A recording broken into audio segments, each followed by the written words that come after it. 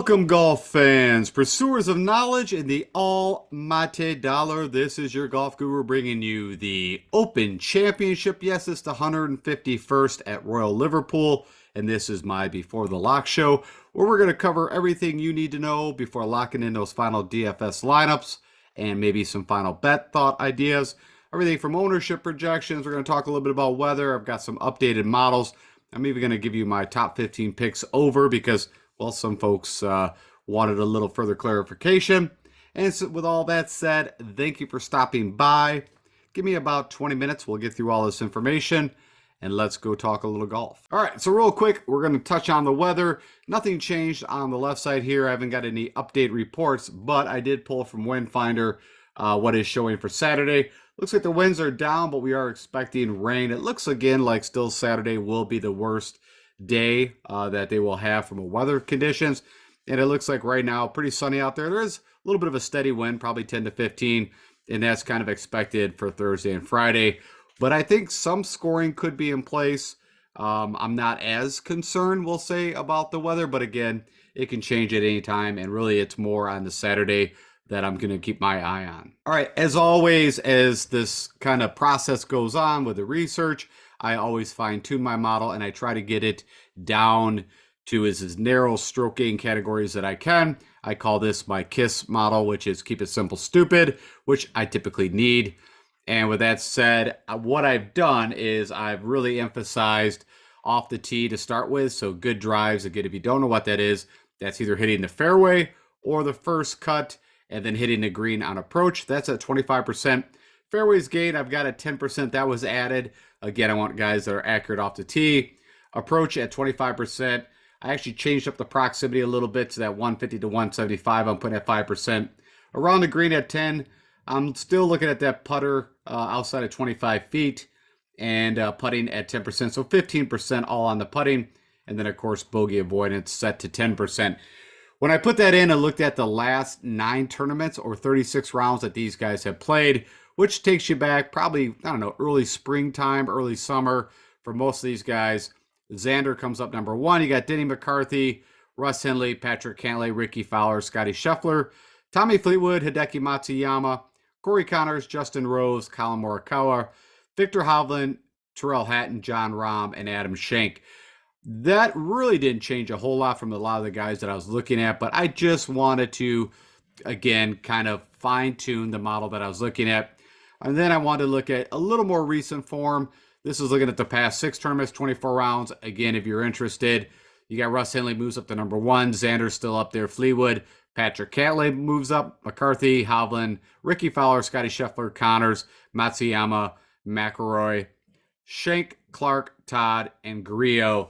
Again, didn't really change a whole lot of focus of where I was looking. I think Brendan Todd maybe is a little new. Maybe Grillo got brought in. But interesting plays in the 6,000 that I would be comfortable playing. Again, I feel like my shift from so much concern about guys that can handle the windy conditions has lessened a little bit, but I'm building lineups accordingly again. So as we've talked about, you typically do want to build maybe around the green specialist lineups, maybe the ball striking lineups, guys that hit fairways, good with the irons, you know, that kind of thing. I like both of these. So if you want to use these 2 lists of top 15 guys, I'm very comfortable with this list. You know, Hideki out of all of them is probably the one that interests me just because I feel like Hideki has struggled off the tee. You can kind of see that referenced here, but approach he's done very well. And then, of course, bogey avoidance. So a couple of things that brought him up there, but I will say out of the guys listed, he would probably be the most concerned off the tee. For folks that like to do the Showdown format, which, of course, is putting a lineup together just for that day of scoring, I do quite a bit of this, and this is looking at round 1. And this is my Showdown model, which is purely focused on scoring. I do believe that day 1, right now from a weather perspective, could be the best day to get out and take advantage. Typically, from a pin perspective, they make it a little more easy on day 1. If you're curious, this is looking at the past 8 rounds, only the first round of the last 8 tournaments I played. And I'm looking at birdie set at 50%, eagles at 15, birdie or better opportunities. So, of course, this is opportunities to make a birdie or an eagle. and then bogey avoidance at 15. And if you want to know for round ones, looking at the past 8 tournaments, Scotty Scheffler number 1, Adam Scott, Rory McIlroy, Rahm, Xander, Ricky, Rose, Victor Hovland. Cam Smith, again, remembering that's pretty much only pulling in the majors for this year. Benoit Ad, DJ, Wyndham Clark, Andrew Putnam. Ewan Ferguson, which is kind of interesting. That is only pulling in the most recent 2 days that we would have, which would be like the Scottish Open, and I'm trying to figure out what else. And then Marcel Siem also. So these 2 guys here I would maybe omit. Marcel Siem also plays on a DP World Tour out of Germany. But again, probably that Scottish and then some older tournaments. But I would say the top 13 guys you can be pretty comfortable with. That typically round 1 they've had, get some scoring done. Again, I think the conditions will allow for some good scoring. All right, and then what I want to do is clarify to a few people respond, just asking, hey, typically, I haven't been doing this because it does take a little more time. I do go over and give you my picks, and I, tell you who they are at the end. But let me put it in this format as people tip to like it. So my top 5 Fab 5 guys that I will be looking at to play. And of course, it's all kind of, you got to move the lineups around, but it's giving you kind of the player pool. And I'm going over my top 15. Scotty Scheffler, number 1 that I'm going to try to get in. Now, it's very difficult. When you put Scotty Scheffler in at 12.5, you're going to notice, I think it takes you down to like almost, 7,000 range. It's kind of hard to make that build, but I told you some lineups I am going to plug him in. Rory, you get a little more break. And again, so for the top most expensive guys, these are the 2 guys, again, trying to put them together really hampers you. You got to get down to the 6,000 range for the rest of your guys, which, I'm not comfortable building lineups that way. But you can plug either one. And I mentioned this in the show yesterday. I would probably lean more to Rory over Scotty. So for the most expensive guys, these are the 2 guys in the 12, 11,000, even the upper 10s that I'll be using. Excited, of course, it's kind of a home game for Tommy Fleetwood. We've, talked quite a bit yesterday about how well he's done in the Opens. And, even in some majors, typically in a grinder format. So if the score stays somewhere around a 10 to 12 under, that's kind of where I'm expecting it. I think Tommy's got a good chance to at least, maybe not win, but at least top 5. Victor Hovland, right? I've stated, I am leaning more towards really good ball strikers. You really have to hit the fairways off the bat. Distance is going to be helpful in some areas to, to go over some of the bunkers that are in that range that they're set to hit. So I like Victor, and again, with an improved putter and improved around the green, I think he could still do well. Again, we saw what he did at the Masters this year. And then last but not least, typically in all these tournaments, a lot like Tommy Fleetwood for me, guys that, if it's a 10, 12 kind of score that are going to be there when it all comes down on Sunday. Xander Schauffele typically can grind it out and also pretty comfortable with him and has a good pedigree when it comes to the majors. All right, so the on-deck guys, this would be my next 5 that you could even start your builds here. Of course, Jordan Spieth, he hasn't had the greatest last 2 outings, a couple miscuts, but has typically, of course, won in 2017 the Open. And when he goes here, even when his form wasn't the best, which I feel like over the last year, his ball striking, everything's been great. The putter has probably let him down a little bit, but if the putter gets hot, also one of the most, elite short games out there. I really like Jordan. Of course, Terrell Hatton, we talked quite a bit also about yesterday, just in all the elevated events, top 5, except for, I think, the Genesis. And, of course, also showed up at the Scottish here last weekend and had a chance to win that thing, but just had a bad Sunday. As long as he can keep his head on straight, doesn't get in too many of those bunkers, we should be fine. I mentioned Tony Finau. I'm not going off this pick. I'm still excited about playing Tony. I bet him at 55 to 1. And I think he's kind of a forgotten man, but typically we've seen Tony in the big majors does show up and hits that low ball fight. Very creative player. I don't think he gets enough accolades for how well he can hit creative shots. I like his ball flight. And then lastly, of course, around the green, it's the putter. And when the putter shows up, which we've seen, he has had some wins on slower greens since the Puerto Rico Open and then even recently. Of course, Wyndham Clark, your U.S. Open winner, and I think I mentioned yesterday, I accidentally said he won the Memorial. It was actually the Wells Fargo. A couple wins this year. I think mentally he's in an amazing space. I think it's a pretty good price tag, and excited to play him. Also, he's got the distance and been putting really well. And then this was kind of a little bit of a change up. The more I just sat and thought about Max, and again, going back to where he's won on very tough courses. Yes, it's not Poa Greens, and it's not the West Coast, But, he's done all right, had a pretty good showing at the Scottish. And, I think I'll get a little differentiation, again, looking at this from a Millie Maker side. So I'm going to plug in Max.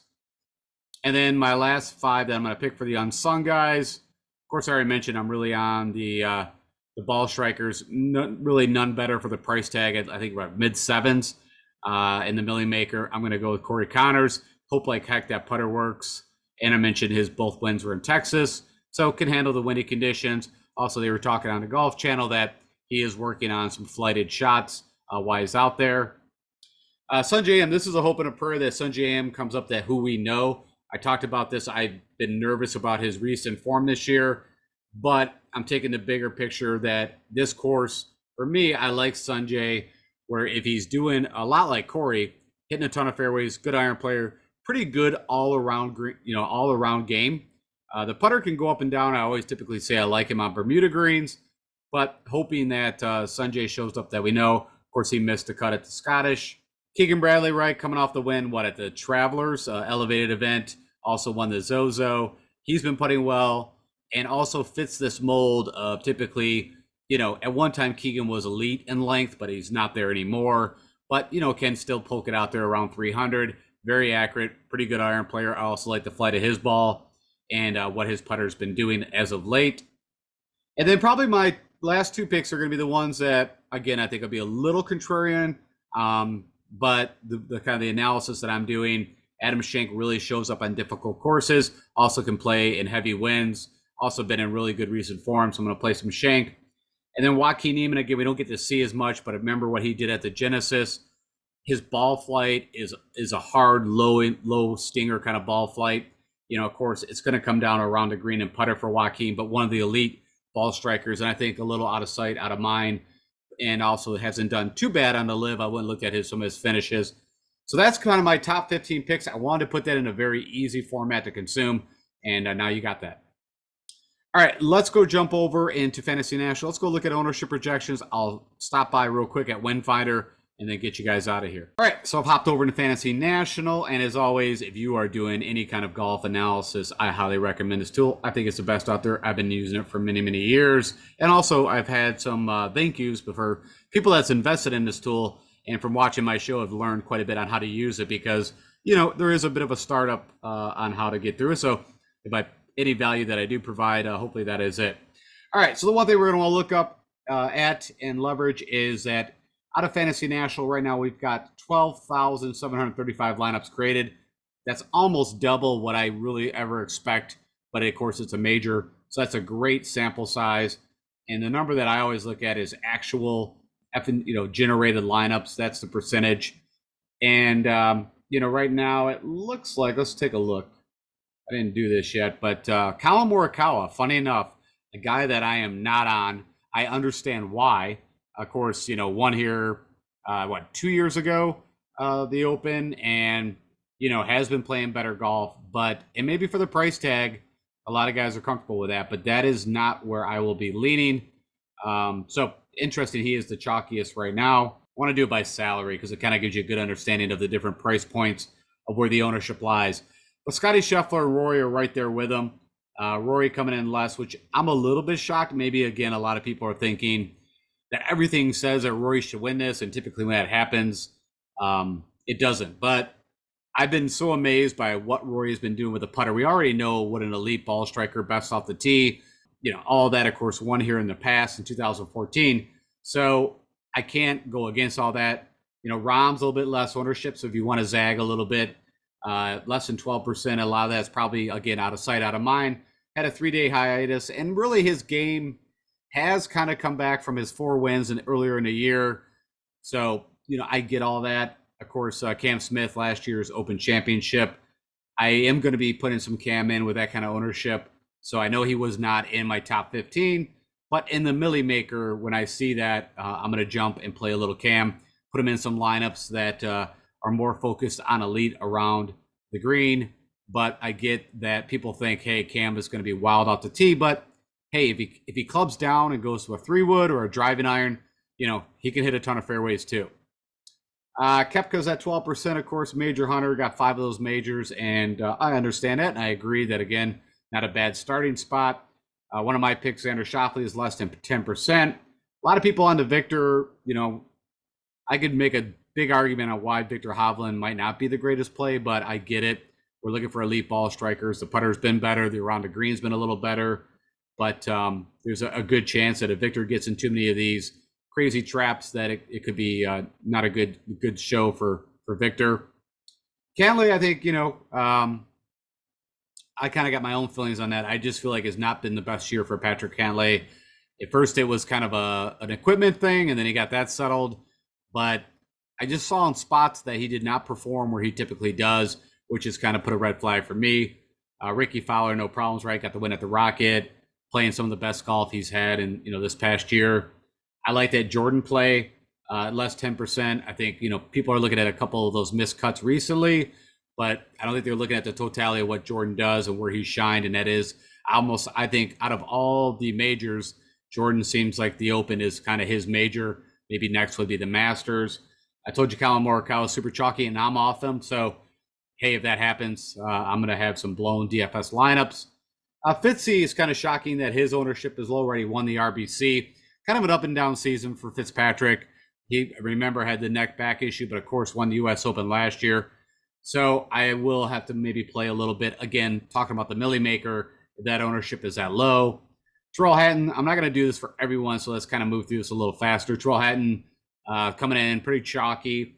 I think everybody, this is also makes me nervous when I see the ownership for a Tommy Fleetwood who could, easily could come out and miss the cut. But I think we all really want Tommy to do well here, and I understand that.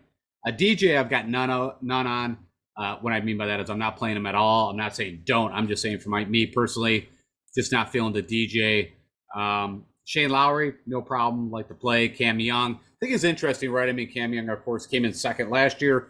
But at St. Andrews, I felt like you could just hit the ball anywhere. And if the putter worked and you had distance, you were fine. I mean, that's like a course that I like to play, those open style courses that, you can just let it bomb.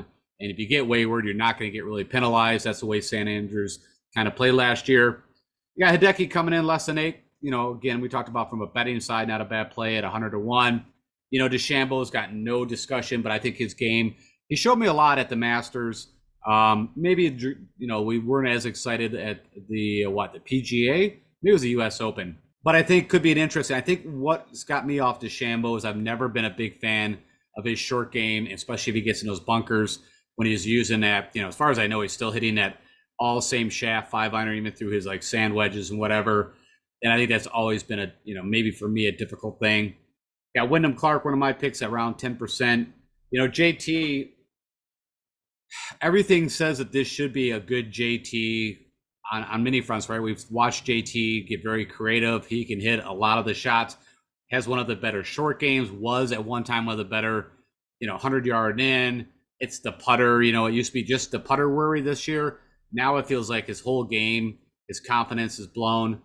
But again, man, if it flicks, and this is a place that it could, I could see playing some JT, especially in the Millie Maker. Throw Burns right in there, not a bad Scottish Open. I already told you, I kind of, at the last, I don't want to say minute, but the more I thought about today, I really want to play some Homa. You got Sungjae Im, just like me, terrified of putting him in there and what kind of Sungjae Im we're going to get. But at less than 5% from a Millie Maker play, I'm all about it. And you saw some of my picks. We got Tony at 12%. I don't want to say it's chalky, but it's up there. Tom Kim, that's for me as a pure fade. I think maybe a little bit of fool's gold, but I don't know. We'll see. I mean, his game was in quite a rough shape, and then all of a sudden kind of showed up a little bit at the Travelers, and then had a good showing again back-to-back at the Scottish Open. So we'll see how that works out. If it's a Tom Kim, Colin Morikawa kind of, ends up being those guys in the top, I'm going to be in rough shape. I'll tell you that right now. Justin Rose, get it. I mentioned he had a good showing at the DP World Tour a few tournaments ago. Also, of course, won at Pebble Beach this year. Kind of a resurgence. We saw quite a bit of resurgence this year between Jason Day winning, Ricky Fowler, Justin Rose. Hey, why not Adam Scott then? He's the next one to get a win. It's been a while for Adam Scott, but, I'd almost play Adam Scott more than I would JR at that ownership. I get Taylor Gooch, 3 wins on the LIV Tour. No problems there. Great ball striker. just haven't got to put eyeballs on him enough. I mean, not saying I won't maybe put a couple lineups together with him, but that's a tough one. Jason Day, no thank you. I feel like I don't know what happened after he got his win, but maybe he's got some back issues again, or something just all of a sudden went totally sideways here than what we were seeing earlier in the year all the way up to his win. Corey Connor's pretty chalky. So I mean, there's a zig to zag, again from a millie maker perspective. If you want to get different, get off Corey and get on Jason Day and hope, right? I mean, he is Australian, great ball striking, and I know he hasn't been in a while. He's been playing in Ohio quite a bit, but I don't know, just kind of making that statement. Minwoo Lee could also be a good pivot. I think a lot of people were hoping a little more. Of course, he won at the Scottish Open a couple years back, but yeah, right now just really no strong feelings. I like my Keegan play. He's coming at 6.6. Also like Reed, if you're putting that all around the green game, kind of grinder lineup, Patrick Reed fits that. My Joaquin Neiman is actually a little higher ownership than I thought, almost at 8%. I'm sticking with it. I can't go with Sahith. I'm terrified of what he's been doing from a ball striking. Henley showed up, in a couple majors, and no issues there. Of course, it's a ton of fairways. Great with the green, great with the irons. All right, I'm going to move through the rest of this real fast. Harris English at a very low ownership. You got Abe Answer, which I'm not super keen with. There's my Shank play, actually almost at 7%, 6.5. Still okay with that, but I was expecting him to be a little lower. No one's touching Seamus Power after the WD, and I don't really have clarification still on that. And trying to see anything else. Straka, 6% with the recent win at the John Deere, right? Yeah. This one makes me pretty interested. I'm not sure what people are seeing or why Louis Oosthuizen. I don't know if it's just on past performance, but as far as I'm concerned, what I've seen of Louis, his game's been broken. I also feel like, didn't he pull out of, let's go take a look at this. Felt like he WD'd out of the Masters, right? I mean, so a couple miscuts in the recent, and yeah, it's not even coming up for the Masters. Let me take a look here. Yeah, I feel like he was in the field and then pulled out of it, WD'd, whatever happened. But we all know Louis can WD in a heartbeat. He also, travels around with his own mattress. I mean, I think he lives in the States, right? Kind of got his farm. I forgot where exactly. I don't know. I'm not touching it now. Maybe Louis finds what he was doing back in 2021, where he was like leading the tour with his putter, competed in majors. But I haven't seen that Louis game in a while. So no, thank you. You got the Romaine Lettuce, who has been playing pretty good golf on the DP World Tour. So no really issues. I can't play Phil. You guys already know my rule. You can make reasons too, but Phil can get wayward. But he also has, those club downs off the tee and has an elite short game of the putter. Has shown up, right? We saw what he did at the Masters. Bobby Mack, pretty chalky for that price tag, but I get it. I'm also going with it. Jordan Smith, I told you I'm going to play him from a DP World side. Brendan Todd, it starred, and not that I have an issue with it, right? I was all over him for the John Deere, but what is it? I don't think Brendan Todd. When I think of majors, I don't know where he's shown up in a major. So let's just go take a look. All right, so let's just see if he's had any high finishes. Because off the top of my head, I cannot think of any major that he's had a good finish. So we're just going to scroll real quick. All right, 2015, the Open. Where was that at? St. Andrews, the old course. Okay, so nope, that doesn't really help me. And I'm just going to scroll through, see if anything pops up on me. 2014, the U.S. Open. So yeah, I mean, 2020, the U.S. Open. I just don't think of Brendan Todd for a major, but I mean, he kind of fits, hit a lot of fairways. His short game kind of fell apart as we saw on the John Deere. So I don't know. I guess you can put Seabass right there with him, but again, I had a start. I don't know why, but I'm not really putting him in my player pool. Rather go with Griot, just purely from a scoring perspective. Again, I feel like they can get some scoring in first couple of days. I'm also on Andrew Putnam, which is kind of a cheaper play than the Brendan Todd Seabass, to be honest. And I think maybe a little better game we've been seeing. People are gotten excited. A little resurgence of JT Poston as of recent, but not for me. Kind of like the Yannick Paul. If I'm going to go with a DP World player, I'm going to go with a guy that's kind of had a proven year on the DP World Tour. And I think that's it from guys that I'm playing. Got Fitzpatrick's brother getting a little bit of love. Trying to see if anybody down here that is showing a little bit that might be interesting. There's a DP World Tour player, Kelly Samuja and Jorge Campillo. Kind of, had some showings here and there on the DP World Tour. Marcel Siem getting some love out of Germany, which I get that. For 5,800, probably not a bad play if you're trying to build some crazy up top lineups. Ben Griffin, good short game. Ewan Ferguson's had some good showings on the DP World Tour. Even as Daniel Hillier, almost at 5%, also had a pretty good DP World Tour. So get all that. All right, I think that's good enough. Gives you some ownership perspective and also some ability to make some zigzags, especially if you're doing the milli makers. All right, last, I'm just going to jump over one more time. What I'm using from Windfinders is West Kirby Basin. And if we go look at Super Forecast real fast, I really didn't see anything for Thursday, Friday that stuck out to me. You can see kind of just a steady 10 to 15, we'll call it, the whole day. Sun's going to be out, a little cooler in the morning. They were talking to Cam Smith. He did state a little like pop-up presser, whatever interview that he had, it was on Twitter, just saying that, hey, he went out and played this morning. It was tough. He thinks it's going to be playing a little tougher than expected. So, that's on his perspective right now. And then winds maybe a little stronger in the afternoon. So, maybe a slight advantage for, afternoon, early tee times if this holds true. But I could see this also popping up and getting a gust to 20 miles an hour. And then Saturday, they don't have super forecast yet that we can do.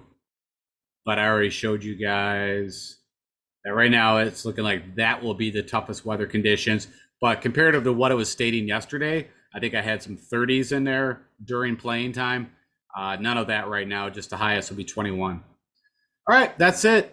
Let's jump out of here real quick and wrap this up for you guys. All right, guys, so hopefully that helps. That's my Before the Lock show for the U.S. Open, the last major. Kind of excited to see how this all shakes out. It's always, we have these thoughts and ideas of what's going to happen, and then it actually happens. Last year I was on Cam Smith. That worked out well. If I had to pick one player that I think, it's really hard not to not pick Rory. I think mentally, I kind of look at Rory. I'm amazed again by how well he's been putting, and that's kind of an ingredient. And he's been doing it tournament. It can go away, but man, I feel like he's feeling it really with the putter, and he did it on slow greens at the Scottish. So there's nothing that's showing Rory right now. The only thing that could go sideways that he had an issues with was, of course, the iron play, kind of, I call it the 150 to 100 range, where he was kind of pulling his irons, but I feel like he's kind of gotten that fixed. So, I see nothing in his game right now that doesn't say that Rory shouldn't win. So I guess where I'm going with that, if I had to put one bet, all my money on something, gun in my head, I guess it'd be going on Rory this year, which don't really like that. I always kind of like my off-the-wall stuff, but my next, I guess, would be Tony Finau, hoping to kind of, might be my shock the world out of nowhere. And then super, super duper long shot would probably be, like I mentioned, the Shanks and the, Joaquin Niemann's could be kind of the very, shocker. But, it's all dependent on how the scoring goes. All right, guys, good luck. Enjoy the Open.